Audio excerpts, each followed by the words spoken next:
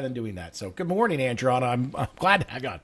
What I'd like to talk about today is real estate trends when it comes to the rental market. And I thought what we could do is talk about 10 of the reasons or 10 of the things that a good property manager or landlord really needs to focus on when it comes to renting properties efficiently and keeping the clients happy. So why don't we start off with the first one, which is setting the right rent price. Talk to me about how that can affect rental listings. Absolutely. So this is super important. If you're priced too high, you'll be risking sitting on the market and losing money. And if you're priced too low, you're risking also losing your, you know, the highest potential rent that you could be pulling in. So that's that really in a nutshell. Yeah, knowing market trends, you want to be priced competitively. And, we've also talked about, right, the longer it sits on the market, that's lost money. We Yes. think of rental properties like airplanes. If an airplane is sitting on the tarmac, it's actually losing the airline money. They only make money when those suckers are flying. So That's when right. your property is vacant, it's like an airplane sitting on the tarmac. Okay, number two, and we've talked about this, identifying high demand areas. Let's talk about the risks involved with being in a low demand area. So yes, if you are, if your property's placed in a lower demand area, you can have all the bells and whistles, but if there is not a high demand for it, then your rent rate is what you're gonna collect is gonna be lower than what you may like to or compared to, other landlords in higher demand areas. Well, it's just, and it's also, back to the supply and demand, right? If there's not a Hmm. lot of demand for your supply, even if it's the best supply ever, it's still going to take longer to fill because there's fewer people looking for what you have. So If you're identify not high. priced right. If you're not priced, anything priced right will always move. But again, it's how many people in a town of 600 might rent your one bedroom versus a town of 60,000. So Sure. identify high demand areas and it doesn't mean necessarily primary markets, but you still want to be where there's enough bodies to fill your product. I think this is number three here. This is what we're talking about. Avoid long vacancies. I can't stress this enough. And tell me how we deal with this. So with, trying to avoid this, we have a rule here. We got 2 weeks. 2 weeks, then we coach our clients into reducing. It's not a fun conversation to have sometimes, but the market is speaking. If you do not have qualified applicants in 2 weeks of your listing, then the market is speaking and they're saying, I'm not willing to pay X for what, for your product. So you gotta crank it down if you Yeah. want to get it moving. You want to, And and think about that again. It's sitting vacant, which means it's a dead listing. It's not making you any money anyway. And we've often said if we don't, and this is one of our lines we'll use with our clients when we're onboarding them. Hey, if we can't rent your property in 3 to 6 weeks, that's on us. As long as we're in control of the price. absolutely. If the owner's dictating price, then but we don't. I don't. My company, we as a company, do not like listings that are on our books where we don't have control over the price and it sits for 2 or 3 months because it makes us look bad. And what's the point? If you're going to be vacant for 3 months, why not just drop the price and rent it 3 months ago? I don't get that. Yeah, absolutely. You've already lost that money. Yeah, it's gone. I You'll never always get it back. try to let them know, like, hey, we can make this up. We get a good, long-standing tenant. We'll make this up on the back end in time to come with the rental increases. Yeah, and you know what? This is a funny one. The next one, number four, which I have always found interesting because we always go through this with some of our mid-level or newer investors, not necessarily homeowners who are renting their properties out, Sure. which is staying competitive with amenities, right? People forget the rental product. That's the product. The apartment, the house, the condo, it's the product. Absolutely, absolutely. And I have a few thoughts on this. It's really the small things like being able to do laundry. That's huge. It might not seem like much to other people, but like that's something, and having to provide your own washer and dryer is not really fun because those don't necessarily transport well to other places that you move to. But we've had a lot of success with splitting um, the responsibilities for those kinds of appliances. So that's really great. And then, there's this whole, I'm going to say it and I'm probably going to regret it, but being pet friendly. Okay. So depending on your unit, I'm going to just rip the band-aid off. Say I it. think that where it's going is that you may as well be pet friendly. Because if you really don't want one, you're probably going to end up with an ESA one anyway, and you cannot say no. They Yeah. are Now, protected. and that's an interesting. So there are situations where we do have clients who plan on returning to their property who have high pet allergies, either cats or dogs, and they have specifically said no. And we can legitimately say no because this could have harmed the owner due to those problems. But in general, the only time we're not super cat dog friendly is brand new carpet. But I always tell owners if the apartment's already or house has already been rented, the carpet's at least 2 to 3 years old. Let them have pets because how long does new carpet stay new? Not very long. No, My pile gets flat really fast. So, new carpet is only new for as long as new, which is typically the first 6 months to a year, and then it becomes carpet. And then so the longer carpet is, is around, the more likely we're to say you might want to take pets. But again, it's who you're going to. but my experience is you're going to get them anyway. So if you market the property that you accept them, you're going to at least profit off of them. That's true. I don't know what the percentages are. I won't bother looking them up right now, but a buttload of tenants have pets. And with the increase of people renting versus owner, this is only going to become more, not less. So, Oh, but again, absolutely. First of all, there were so many people that adopted pets during the pandemic. no, those are boyfriends and girlfriends. There's just so many pets. So I just realized all my properties that we advertise that are pet friendly, we get somebody Yes. with a pet and we make money. Versus the ones that are not pet friendly, I can tell you very often, not the exact numbers, we end up with pets anyway. At minimum, Yep. a cat. Yep. Which for me personally, I prefer a dog over a cat. But I have a cat. People. I have my preferences. But yes, there's a really good chance you may end up with one anyway. So maybe consider what kind of flooring Yeah. you can Listen. afford, like what kind of budget flooring you can put in that you can live with if an animal has an accident on it or whatever. Because at least you're gonna get that between you know your different pet fees that you can build into your contract to accept it. So at least it becomes worth your while. You're making some money off of it because if they come in with an ESA, you can't charge them for it. Yeah, and we, obviously we want to follow all the fair housing rules and the HUD guidelines. ESAs versus service animals is still a hot topic of discussion, and it's weird because businesses can get away with saying no to ESAs, but we can't. At least it's weird because there's no real rule or law that protects ESAs. They do protect service animals, but there's this gray area. Like, is it a service animal? It's not. So, we try to tell people, listen, if they're going to be in there, it's best to just try to be upfront and make them pet-friendly apartments.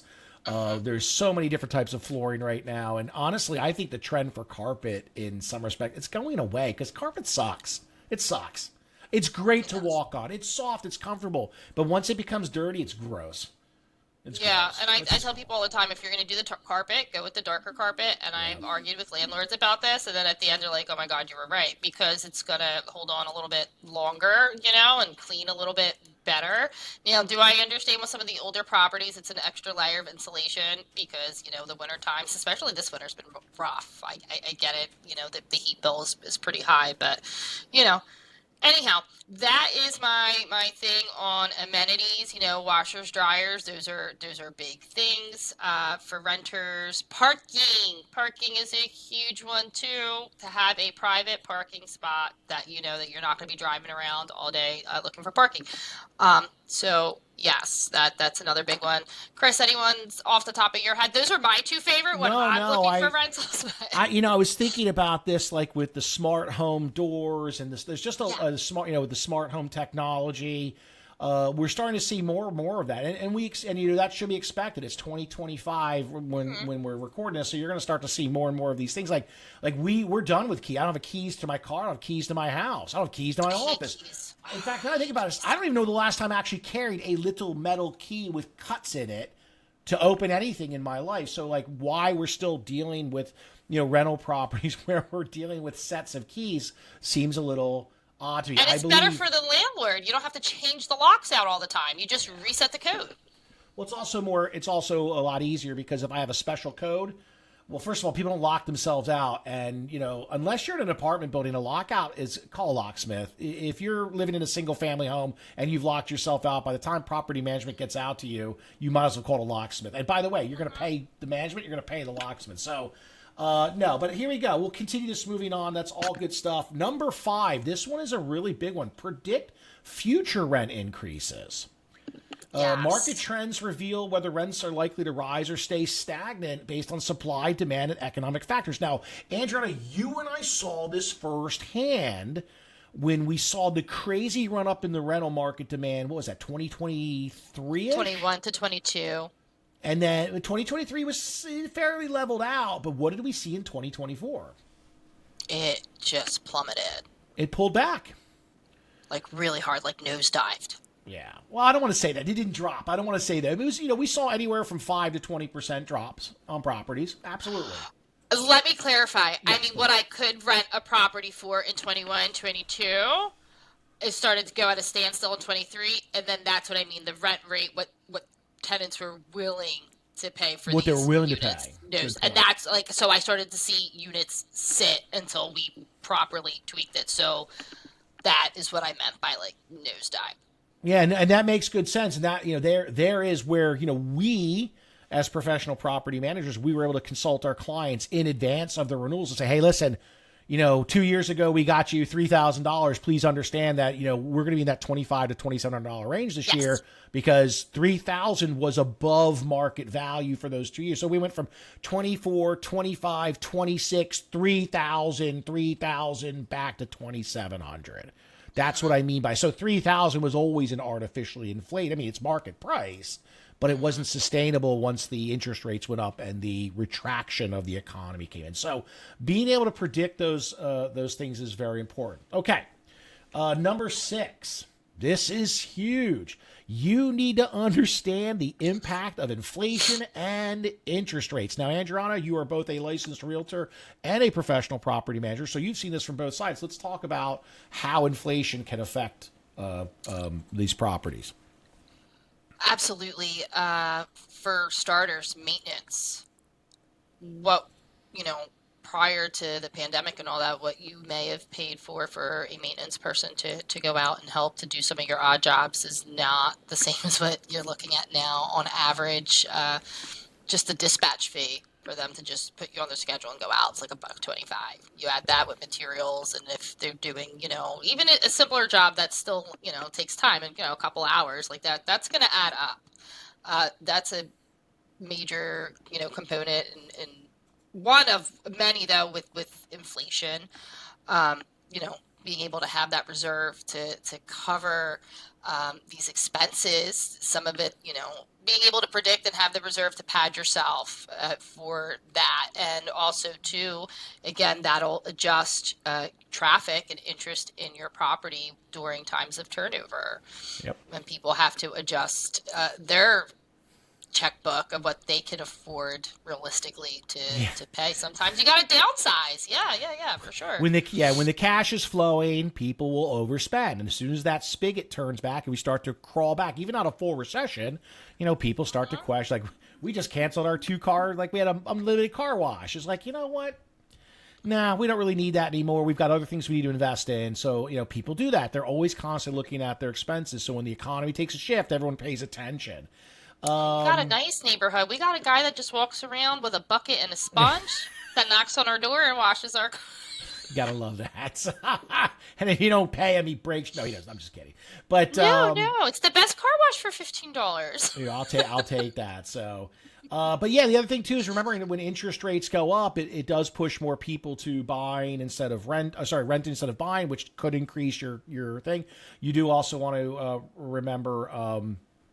That not necessarily just inflation and interest rates would affect, but how do people feel about the economy, right? Because in other words, just because interest rates are stagnant doesn't mean people are concerned about what else is going on in the economy. We just saw that in the 2024 election that, during that, like right around October 1st, man, everything just took a screaming halt. And I said, guys, everyone's going to wait till the election's over. Just watch. Yes. Right around Labor Day, I said everything starts to plummet. I said it makes sense. Everyone is now waiting for the election, so just kind of the must moves were moving, the rest of them were waiting. Yep. All right, I think this is, what am I, number 6? Yes. Make smarter investment decisions. I mean, it seems kind of easy, but it is true. Knowing your market conditions will help you decide whether to buy, sell, or hold rental properties for maximum benefits. And we have seen this. We will often go cradle to grave where we help a client acquire a property, we'll manage for them, and then it'll reach the end of its life cycle, and that's when we want to help them unload that property. Sometimes, Andrew, we talk about, like, sometimes we meet clients and it's like, this is not, even if they want to sell, we'll tell them it's not a good time, or if they're not thinking of Sure. selling, we'll encourage them as to why. Absolutely.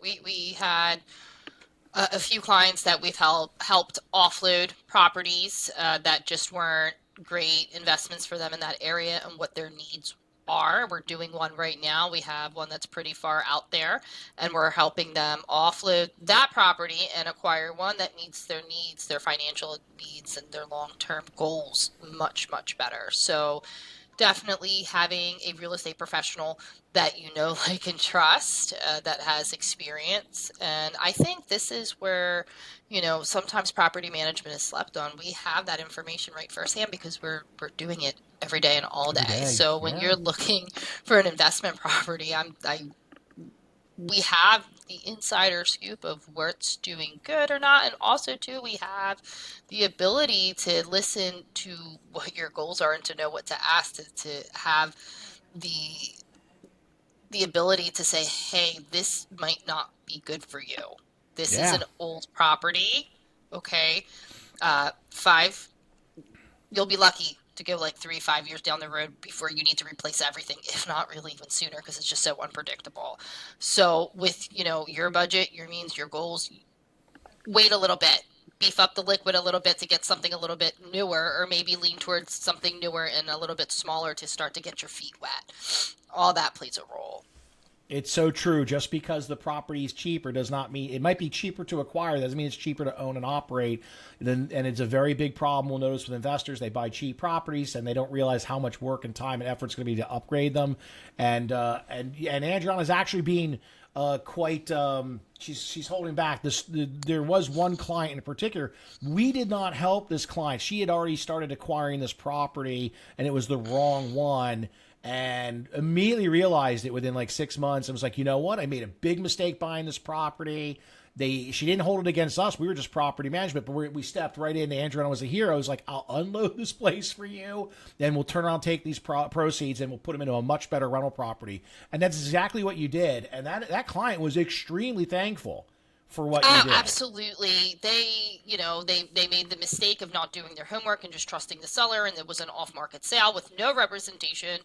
And, they had no idea about the area they were buying in, and, did not have realistic expectations of what kind of tenants that they would attract and what they'd be able to collect. And once we went through it all, I said, look, I'm not scared of this area. I know this area well. I can manage it, and I'm happy to manage it for you. But I practice transparency. That's the Yeah. only way I can do business. I don't believe you can continuously. I do believe we could probably get somebody in there to, initially, like marketing, to collect what you want, but I'm not confident that we'll see that rent after they're in every single month. I'm not confident that they'll take care of the property the way that you like to do it. And being that you are actually dependent on this to cash flow from the gate, which is a whole other conversation for another Right. episode. This is not really a good fit, but this is what you got going on. This is what I can do for you. These are your options. Let me know what you want to do. A week or so later, she called me back. She said, I love the way that you talk to me like a human, and you're just very direct. It makes me trust you. You know what you're talking about. Let's get rid of her and, get something else. And that's exactly what we did, and that's what you can expect whenever you're talking to somebody that knows what they're doing. Just time is money, just very direct. This is So not speaking of good. time, right? Speaking of time, Yes. number 8 here is find the best tenants faster. And that's the point. The best tenants move quickly. Yes. They have the ability. They've got the credit. They've got the cash. And they have the ability. So if you want to get them, you need to learn how to analyze your demand data to target the right tenant demographics and optimize strategy. So speed to lead, as they would say. Yes. Not as much a big one, but number 9, this one's a really good one. Leverage data. Number 9, leverage data for negotiations. I think you just said it, like, people don't do their homework. Oh, I have absolutely. learned in 25 years of real estate investment that people are extremely assumptive in real estate. They just assume everything's going to go right. And they assume the tenant will be this. They assume the rent will be that. They assume the repair costs will be this. And, no, it's never like that. So, in working with your lenders, investors, property managers, having market insight gives you an edge. And again, like if you're a doctor or a lawyer or a homemaker or a teacher, that's your specialty. What do you hire someone that knows what they're doing? Unless you are absolutely all in on being a self-managed landlord, most are not. They hope it will be passive income, so they do things to make it passive income, and then the problems start, and then of course they call a property management company. So, Yeah, we're your partners in this. We pay for ourselves. We say that all the time. We really do. And In then, the headaches that we save you and the problems we solve. oh, my internet connection is not happy today, Stephanie. It's mine. It's because it's he Are we walking taking around. turns? Yeah, I'm sorry, guys. It's the internet. What can you do? I can see you just fine. Yeah, number 10, and the final one here is you must adapt to market shifts before your competition. So if you want to sit there with your overpriced rental, watch as your competitors price their properties accordingly and fill their units and take all the best tenants while you sit there and wait and wait and wait. Yeah, trying to push the ceiling. It's very risky. It's very risky. So be proactive. Adjust your rent prices. Understand that you need to modify lease terms depending on how the market's moving, and you keep ahead of the marketing strategies to keep you ahead in the game. And these are all the jobs that you're going to have to learn to do if you want to self-manage. And again, we are a property management company. We're not the only property management company, but these are things that a good professional management company could do for you to help you stay on top of your game. All right. Thank you for joining us on that one.